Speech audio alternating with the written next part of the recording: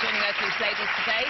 She is a former model turned businesswoman who, like us a lot here, isn't afraid of getting a few things off her mighty chest. It's Katie Price. I have to say, what a glamorous loose lounge we've got. Oh, yeah. What about the curlers, though, Katie? I know, I'm always late. Well, try and get them out before you come on later, OK? If you have No pun intended. What did you oh, no, not like that. No, anyway, if you have a... Now, our final guest really does need little introduction. A former glamour girl who, these days, has reinvented herself and can lay claim to being an author, TV star and all-round businesswoman. Not a week goes by without her name hitting the headlines. And if it's not in the newspapers and the magazines she's in, it's on the TV with her reality show called Katie. Katie makes a strong start, but as she reaches the exact spot of her accident, her fear returns. Worried a panic attack is on the way, she heads for the side. How you doing? I've been thinking I'm pretty scared, but I'm not, am I? Not at all. Just catch your breath though. Some reassuring words from Ali do the trick, and Katie swims on with confidence.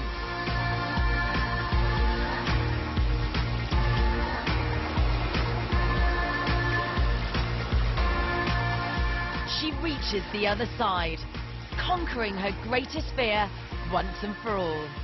Whoa, please welcome Katie Price.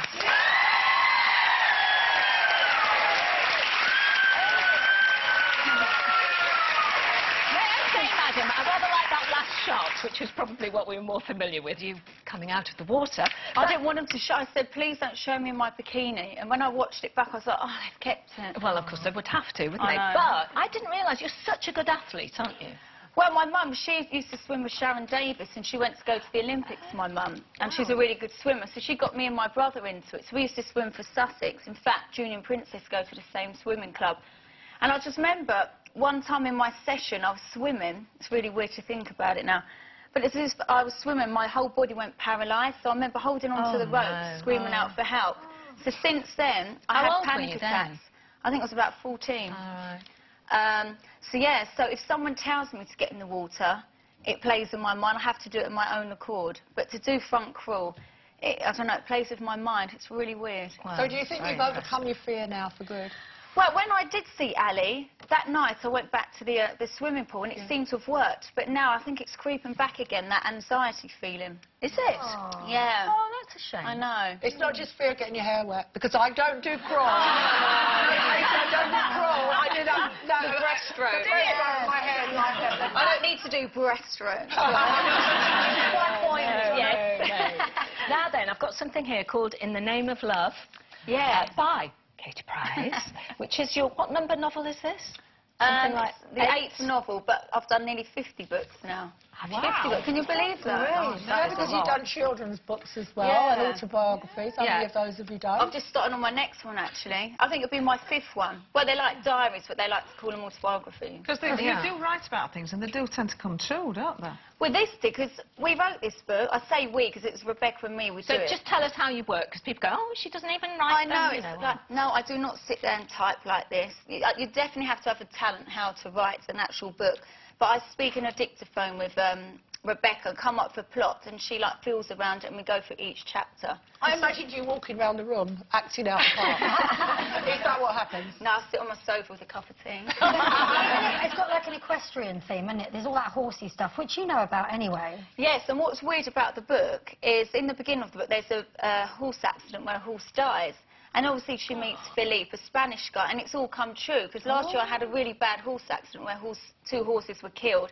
And then I've met a Spanish guy, well, he's Argentinian, but speaks Spanish. It's just really weird, actually. Leandro, yeah. I was right about good things, then. Don't be writing any tragedy. Oh, God, blimey. Maybe we could write some things we'd like to happen to us. Oh, yeah. Are you engaged now? Yes. So you're going to get married again? Well, I'm not divorced yet. That sounds really awful, doesn't it? I've been there, Katie. I've been there. Haven't been on to the next one while I haven't got rid of the next Can one. you get engaged if you haven't got rid of the last one? Yeah, it's called serial monogamy. Moves on. Well, it would have been quicker, but obviously someone's after more money, so that's why these things take time. So when would you like to get married then? Do you know, at this time, I am being very careful and grown up that there's no rush, and I'm going to do everything properly. There's no rush. Because I don't want to keep getting married. What does properly mean, though? Well, the last one was the rebound. I have to say it's true, but he was the rebound, really, from Pete. And, you know, when I was with Pete, I never thought we'd ever split. I always thought it was forever. So, but we did split. Met Alex, and now I've met Leo, and hopefully Can you speak Spanish? Yes. How's the Spanish coming along? Because in the beginning, wasn't it really difficult to communicate with someone? Well, yeah, well, he couldn't speak English, and I couldn't speak Spanish. It's all Google Translate. Well, at least you couldn't argue, could you? But now he's had proper lessons at English. He speaks English now. Well, sometimes you don't have to talk to him, do you? Exactly. Isn't Leo doing the Strictly Come Dancing in Argentina? Yeah, So I'll be doing it now? as well. It's just that I'm on my book, so they've asked me to do it, so I'm going to do it next month. With him? Wow. Yeah. As partners? Yeah. Oh, God. They do it a bit different over here. I could see a row coming out of that, Katie, I really do. Well, he's dancing with a girl now, and, you know, I haven't got a problem, but normally programmes like that, they normally end up together, don't they, the couple? They often do, yes. Not all you were the together time, to not start all the with. time. Oh, yeah. Now, we were talking earlier, you know, this headmistress has said about images, and Saw she that in the quoted Telegraph, I think it was one today. particular one of Kim Kardashian, and saying that this is the root of, you know, all evil in Western society, more or less. And I think that she has a little bit of a point. What do you think about this? Because obviously you'd be one person that she might remember, like, I left school and my GCSEs were like D's and E's, you know, because I was more interested in sport. But I thought to myself, well, I sort of got thrown into it, really, because everyone said, oh, you should be a model. So I did it. I never wanted to, like, do topless, but that's just the way it happened. So I can't really knock what I did.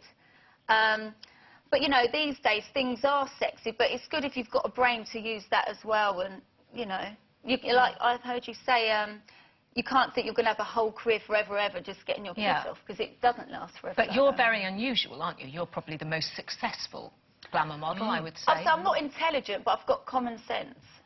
A lot of people would say you've got I've noticed, Katie, I've watched your career quite closely, and I've noticed over the last few months you are projecting a much more serious image. You've been on Newsnight talking about cosmetic surgery, and you did the debate at the Cambridge Union, beating. Oh, that was awful. Were you nervous? Well, you're in a room full of people who really are intelligent. You know, don't do yourself down. Why are you but I saying couldn't that? play Trivial Pursuit with them, not even the juniors. But you beat Rachel I've got to stand there and talk to them, you know. But you beat Rachel Johnson with 497 votes for a pitiful few. So you were obviously, you know. But are you deliberately cultivating a slightly more serious image? Do you know, I think as I've grown up, I don't know, I think people just booking for me for stuff, and because they realise it works, they're like, oh, actually, people are interested in what she's got to say. And people have got to remember, I have created a business, so obviously I know what I'm doing, I know how to do business, so... And you're a mum as well, and you've got a little girl. Do you think her education's important? I know that you took a different route, perhaps. What would you suggest to her? Well, I would always push my children to have an education. I think it is important to have an education. So, yeah, I would push them to do that. Now, Katie, you're setting up a special school, aren't you, for a free school, yes. Will you tell us a bit about that? Well, basically, I happen to be a parent of a child that's got disabilities who happens to go to a school that's closing down.